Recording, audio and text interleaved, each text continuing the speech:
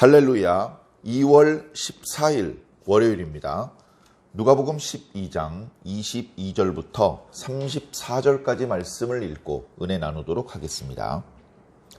또 제자들에게 이르시되 그러므로 내가 너희에게 이르노니 너희 목숨을 위하여 무엇을 먹을까 몸을 위하여 무엇을 입을까 염려하지 말라. 목숨이 음식보다 중하고 몸이 의복보다 중하니라. 까마귀를 생각하라. 심지도 아니하고 거두지도 아니하며 골방도 없고 창고도 없으되 하나님이 기르시나니 너희는 새보다 얼마나 더 귀하냐. 또 너희 중에 누가 염려함으로 그 키를 한 자라도 더할 수 있느냐. 그런즉 가장 작은 일도 하지 못하면서 어찌 다른 일들을 염려하느냐. 백합화를 생각하여 보라. 실도 만들지 않고 짜지도 아니하느니라. 그러나 내가 너희에게 말하노니 솔로몬의 모든 영광으로도 입은 것이 이 꽃 하나만큼 훌륭하지 못하였느니라. 오늘 있다가 내일 아궁이에 던져지는 들풀도 하나님이 이렇게 입히시거늘 하물며 너희일까 보냐. 믿음이 작은 자들아. 너희는 무엇을 먹을까 무엇을 마실까 하여 구하지 말며 근심하지도 말라. 이 모든 것은 세상 백성들이 구하는 것이라. 너희 아버지께서는 이런 것이 너희에게 있어야 할 것을 아시느니라. 다만 너희는 그의 나라를 구하라.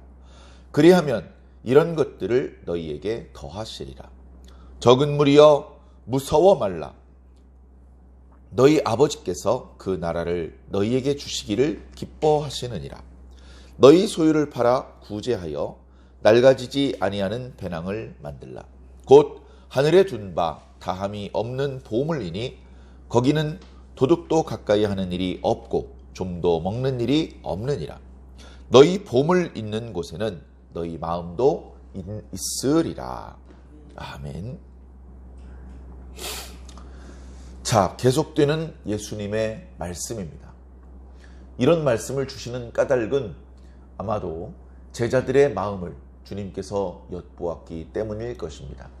오늘 말씀은 이제 어제 말씀에 이어지는 그런 그 말씀이죠. 정확히 어제 말씀을 한 직후에 하셨던 말씀이다. 그런 것은 아닐지 모르지만 어떻게 보면 그 의미가 통하고 있는 것입니다. 무리들 앞에서 말씀을 전하신 후 잠시 쉬고 있을 때에 조금 전까지 그 무리 속에서 함께 말씀을 듣고 있던 어떤 사람이 용기를 내서 주님께 왔죠. 그러면서 주님, 부탁드릴 일이 있습니다. 무엇냐? 저희 형님을 좀 설득해 주십시오. 부친의 유산을 형제들끼리 나누어 가져야 되는데 형님이 다 가지려고 합니다. 그런 부탁을 드렸습니다. 그 부탁은 악한 의도도 없었고 그리고 옆에서 듣는 제자들이 생각해 봤을 때 주님을 존경하고 신뢰하기 때문에 저렇게 부탁하는가 보다 그렇게 느꼈던 그런 일이었습니다. 그런데 그때 주님께서는 그 재산을 어떻게 형제들끼리 나누어 가질 수 있는지에 대해서 주님의 생각과 또는 어떤 방법에 대해서 말씀해 주시는 것이 아니라 엉뚱하게 생명에 대한 말씀을 주셨습니다. 우리는 더 소중한 생명, 그런 부분에 대해서는 오히려 놓치고 살고 있고 생명보다 훨씬 낮은 수준의 재물에 우리들의 마음과 생각이 머물러 있다는 것을 주님께서 지적해 주신 것이죠. 당연히 생명이 더 중요하죠 라고 우리 모두도 말할지 모릅니다. 그러나 막상 현장에서 현실 속에서 우리가 생명을 선택할 수 있느냐, 그렇지 못한 경우들이 너무나 많습니다.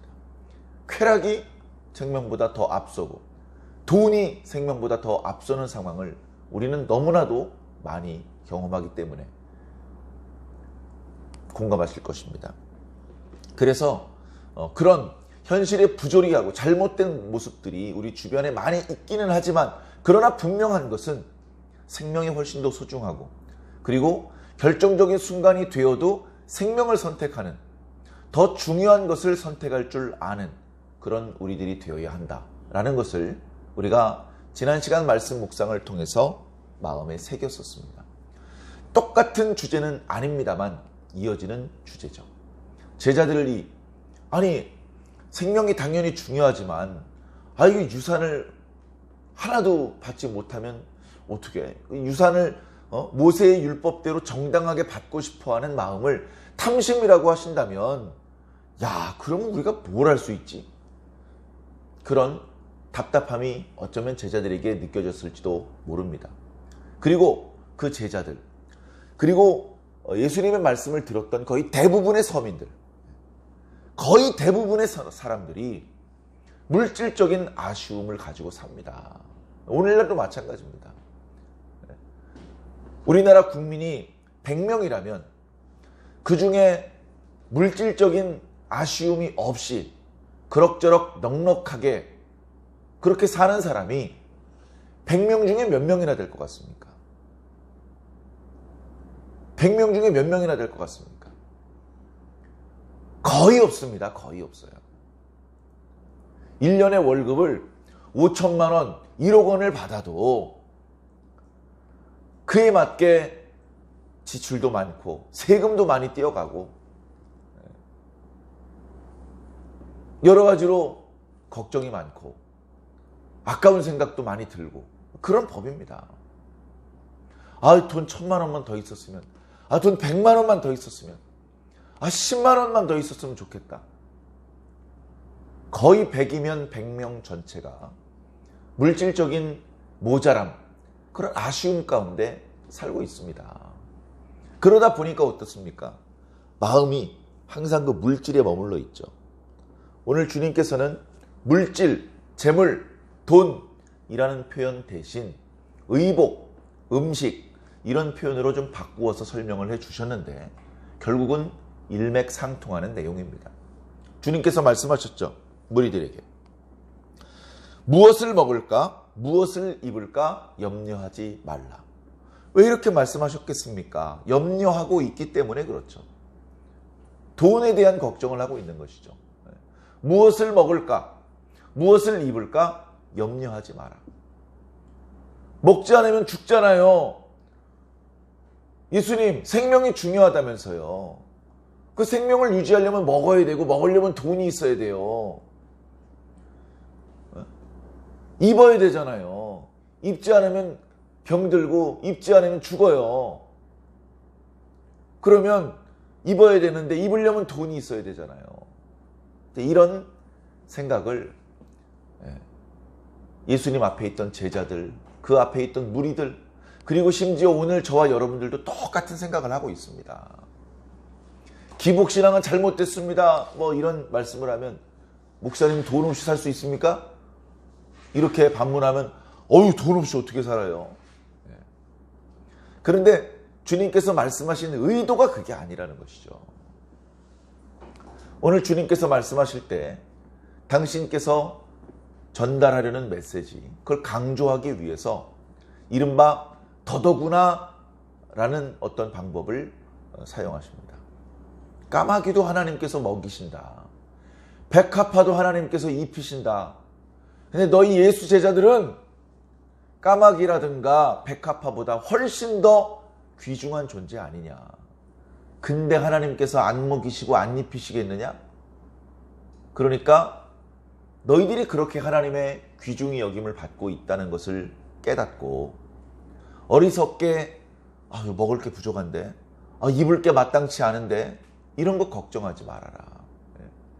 뒤에 보면요, 그런 것을 위해서 기도하지도 말라 그러셨어요. 하나님 먹을 걸 주시옵소서. 하나님 입을 걸 주시옵소서. 왜 이런 걸 구합니까? 없으니까. 그 부분을 염려하고 있기 때문에 그 부분을 구하는 겁니다. 그런데 주님께서는 그것을 구하지 말라 그러셨어요. 구하지 말라는 건 기도 같은 걸 아예 하지 말아라 이런 뜻이 아니고, 너희들이 구하는 그 의복과 음식은 그렇게 긴급한 것이 아니다. 그렇게 중요한 것이 아니다. 그거는 저절로 채워주시는 거다. 너희들이 육체를 입고 있는 동안에 뭔가 끊임없이 먹어야 되고 항상 뭘 걸치고 있어야 된다는 사실을 너희들이 가르쳐주지 않아도 하나님께서 너무나 잘 알고 계신다. 너희들이 요구하기 전에 하나님께서 주신다. 그러고 보니까 우리가 결혼해서 아이를 낳고 그 아이를 기를 때 아이가 옷 입혀달라고 해서 입혀준 거 아니잖아요. 밥 달라고 해서 밥 준 거 아니잖아요. 물론 엉엉 배고프다고 울 때 젖을 물리긴 하지만 그 단계가 넘어갔을 때 이유식도 주고 뭐 할 때 아이들이 요구하기 이전에 준비를 해서 먹입니다. 아이들이 요청하기 전에 옷을 갈아입히고 옷을 빨아놓고 여름에는 시원하게 겨울에는 따뜻하게 계절에 맞게 입혀줍니다. 왜 그렇게 하죠? 아이에게 그 옷이 필요한 걸 알아요. 아이고 땀을 많이 흘려서 팔꿈치 안쪽이 끈적끈적하네. 목욕시켜줘야 되겠네. 목욕해달라고 요구 안 하지만 목욕시켜줍니다. 여름철에 땀 많이 흘리면 탈이 날 수 있으니까 거기다 이렇게 파우더도 발라주고 먹을 것도 주고 그 아이에게 그 먹을 것이 필요하고 그 입을 것이 필요하다는 것을 엄마가 너무나 잘 알아요. 너무나 잘 알아. 그래서 요구하지 않아도 간절히 기도하지 않아도 줍니다. 어린아이가요. 아씨 오늘은 뭐 먹지? 어제는 뭘 먹었는데 오늘은 어떻게 먹지? 나는 갓난 아기라서 말도 잘 못하고 일도 못하고 야 이거 어떡하지 오늘 먹을 갓난 아기가 그런 거 걱정합니까? 아씨 이거 옷 더러워졌는데 이거 어떡하지? 아 이거 바꿔 입어야 되는데 나는 갓난 아기라서 옷도 스스로 입지도 못하고 빨래도 못하는데 아이 큰일 났네 옷 바꿔 입어야 되는데 아 날씨 쌀쌀해서 따뜻한 옷 입어야 되는데 어떡하지? 옷 비싼데 난 돈 없는데 갓난 아기가 그런 거 걱정합니까? 부모가 다 알아서 갓난 아기를 위해서 부모가 다 값을 지불해서 준비해 놓았다가 필요한 때 공급해 주는 것이죠. 하나님께서 우리들을 그렇게 먹여주시고 입혀주신다는 겁니다. 그것이 이제 안 믿어지면 마음에 평안이 없죠. 어리석은 부자처럼 곡간을 크게 증축시키고 거기에 자기 소유의 모든 물건들과 곡식들을 쟁여놔야 마음속에 비로소 평안함이 옵니다. 그러나 그런 모습은 결코 지혜로운 모습이 아니죠. 창고에 쌓아놓은 것이 없어도 야, 참 신기하네. 어떻게 알고 하나님께서 이렇게 먹을 것을 채워주시지? 참 신기하네. 마침 쌀 떨어졌는데 쌀이 들어오네. 참 놀랍다, 놀라워. 그런 것들을 풍족히 가진 사람은 체험할 수가 없을 것입니다. 자, 먹을 거, 입을 거. 아주 럭셔리하게, 최고급 고기, 아주 비싼 야채. 그런 것을 먹는 것은 아니죠. 명품, 백, 럭셔리한, 이렇게 옷. 그런 건 아닙니다. 운전을 하고 차를 몰고 다녀도, 외제차, 최신, 고급 세단, 이런 거 아닙니다. 그러나, 하나님께서 필요한 만큼 주셔요. 너무 궁색해 보이지 않게, 하나님께서 좋은 것을 주셔요. 저는 개인적으로 너무나 그런 체험이 많습니다. 너무나. 지금 당장 먹을 게 없어도, 지금 당장 입을 게 마땅치 않아도, 차가 푸드푸드 곧 돌아가실 것 같아도, 그런데 주머니에 돈이 없어도 그렇게 걱정 안 해요. 어떤 방법으로든 하나님께서 정말 예상할 수 없는 그런 사람을 통해서 하나님께서 공급해 주시는 것을 너무나 많이 경험을 했습니다. 하나님은 분명히 살아계십니다. 하나님은 우리를 무척이나 사랑하십니다. 하나님은 그런 우리를 위해서 먹을 것, 입을 것, 우리가 살아가고 우리가 일하는 데 필요한 모든 것들을 다 공급해 주십니다. 그런 믿음이 있으면 주여 오늘 뭐 먹죠? 큰일 났네요. 오늘 뭐 입죠? 이거 마땅치 않은데 큰일 났네. 이런 것 때문에 기도할 일은 없다. 기도는 해야죠. 뭘 기도합니까? 하나님의 나라를 구하라. 하나님의 나라. 하나님의 나라.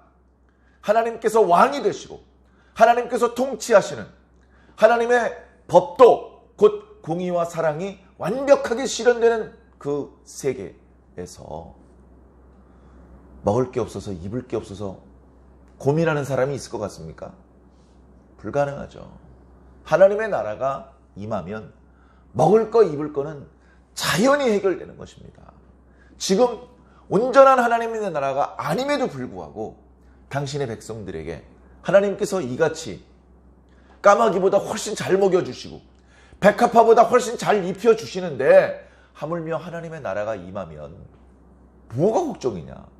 하나님의 나라만 임하면 다 된다, 다 돼. 근데 그 하나님의 나라를 우리가 들어갈 수 있을까요? 그 하나님의 나라 좋은 건 알겠는데 우리가 거길 들어가야 말이죠. 그런 걱정을 하는 제자들을 위해서 32절에 걱정하지 마라. 무서워하지 마라. 아버지께서 너희들에게 하나님 나라를 주고 싶어 하셔. 너희에게 복을 주고 싶어 하셔. 그런 하나님의 넓은 사랑을 깨달아야 되죠. 자, 그러나 그 뒤에 또 이런 말씀이 있습니다. 그러나 너희 소유를 팔아서 구제해라. 그래서 낡아지지 않는 배낭을 마련해라. 이 배낭은요, 학생들 학교 갈 때 책 집어넣고 양쪽 어깨에 매는 그 배낭을 말하는 것이 아닙니다. 뭐 굳이 이제 영어 성경 같은 것을 보면 마니 벨트, 전대죠, 전대. 허리춤에 이렇게 허리띠처럼 이렇게 묶어가지고 항상 허리에 띠고 다니는 건데 거기에 이제 돈을 담을 수 있는 그런 주머니가 있는 마니 벨트. 그걸 준비를 해라. 왜? 그걸 준비해야 하나님께서 주시는 보물을 담을 수가 있어. 하나님께서 주시는 보물은 세상이 주는 보물하고는 차원이 달라. 세상이 줄 수 있는 보물은 뭐가 있겠습니까? 우리 늘 생각하고 우리 늘 가지고 싶어하는 그 돈, 금덩어리, 세상이 줄 수 있는 건 겨우 그 정도예요. 겨우 그 정도를 우리는 없어가지고 그냥 절절절절 매고 있죠. 하나님께서 주시는 것은 겨우 돈이 아닙니다. 그것과는 차원이 다른 훨씬 더 크고 좋은 것을 우리들에게 주시는데 그것을 받으려면 그것을 받을 만한 주머니가 준비가 되어 있어야 돼요. 그 주머니를 준비하려면 너희 소유를 팔아서 구제하라 이렇게 말하고 있습니다. 너희 소유를 팔아 구제하라. 여기 또 복잡한 여러 가지 의미가 있는데요. 막 그 복잡하게 생각하지 말고 기록된 그대로 여러분들이 느끼시는 그대로 생각하십시오. 선을 베풀라, 선을. 하나님의 백성답게 이웃을 사랑해라. 인색하게 굴지 말고 자비를 베풀어 주어라. 한 달에 100만 원 받는 사람이 한 달에 500만 원 받는 사람한테 쌀 갖다 주고 그럴 필요는 없겠죠. 그죠? 한 달에 100만 원 버는 사람은 50만 원 버는 사람한테 라면도 보내주고 쌀도 보내주고 그러면 좋겠죠. 그건 그 상황에 맞춰서 하는 것인데 너희의 힘에 버겁지 않을 정도로 너희들이 할 수 없는 거를 요구하지 않으시오. 할 수 있는 거를 하라. 그러면 이 세상의 것으로는 살 수 없는 이 세상의 것과는 차원이 다른 비교할 수 없는 하나님께서 주시는 하늘의 보물을 주실 것이다. 그걸 받아라. 그걸 받는 것이 어떻게 보면 신앙의 최종적인 목적일 수 있습니다. 그래, 오늘 말씀 마지막 구절에 너희 보물 있는 곳에는 너희 마음도 있느니라. 우리 마음이 하늘에 있습니까? 보물도 하늘에 있어야 됩니다. 보물을 자꾸 땅에다 쌓아놓는 분들이 있어요. 보물을 자꾸 땅에다 쌓아놓는 분이 있어요. 그건 하나님의 방법이 아닙니다. 달란트의 비유에서도 달란트를 종들에게 나누어 주었을 때 그걸 들고 나가서 장사를 하는 것을 주인께서는 원하셨던 거예요. 근데 어떤 종은 그것을 가지고 나가서 장사하지 않고 혹시라도 장사하다 잘못되어서 원금마저 잃어버릴까 두려워했는지 땅에다 묻어두었어요. 이 땅에다 묻어놓는 방법은 주인을 기쁘시게 할 수 없습니다. 보물을 땅에다 쌓아놓지 마세요. 창고를 증축해가지고 거기다 쌓아놓으면서 야 이제 됐다 안심할 수 없습니다. 보물을 하늘에 쌓아두어야 합니다. 보물을 하나님의 뜻대로 사용해야 됩니다. 보물을 이웃을 구제하는 데 사용해야 됩니다. 하나님께서 비를 주실 때요, 온 지면에 균등하게 비가 내리게 하지 않으셔요.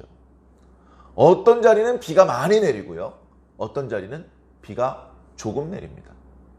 그런데 그렇게 불공평하게 비를 내리셔도 큰 문제가 없어요.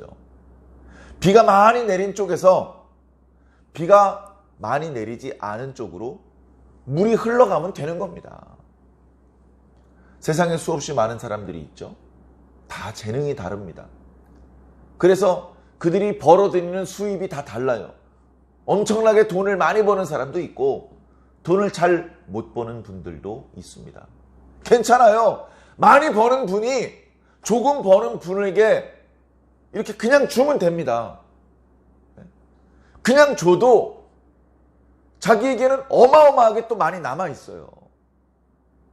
그래서 뭐 장부에 기록할 것도 없이 그냥 줘도 되는 겁니다. 그러면 어떻게 됩니까? 세상에 많은 사람들이 있고 그 사람들이 벌 수 있는 수입은 다 천차만별이지만 피눈물을 흘리면서 억울한 마음으로 누군가를 원망하면서 죽어가는 사람은 나타나지 않겠죠.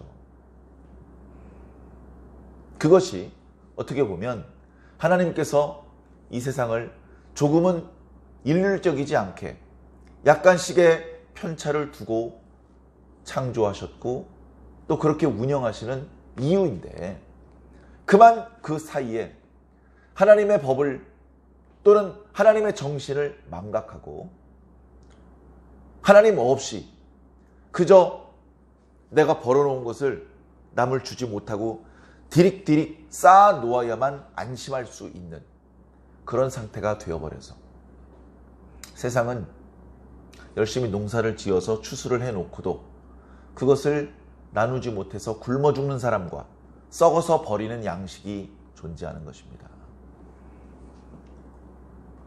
우리는 하나님의 백성들이기 때문에 그런 이윤지상주의, 황금만능주의, 쾌락주의, 이런 잘못된 세속의 가치관에 휩쓸리면 안 됩니다. 하나님의 말씀을 기억하고 하나님의 뜻대로 살아갈 수 있는 그런 저와 여러분들이 꼭 되기를 주님 이름으로 간절히 축원합니다.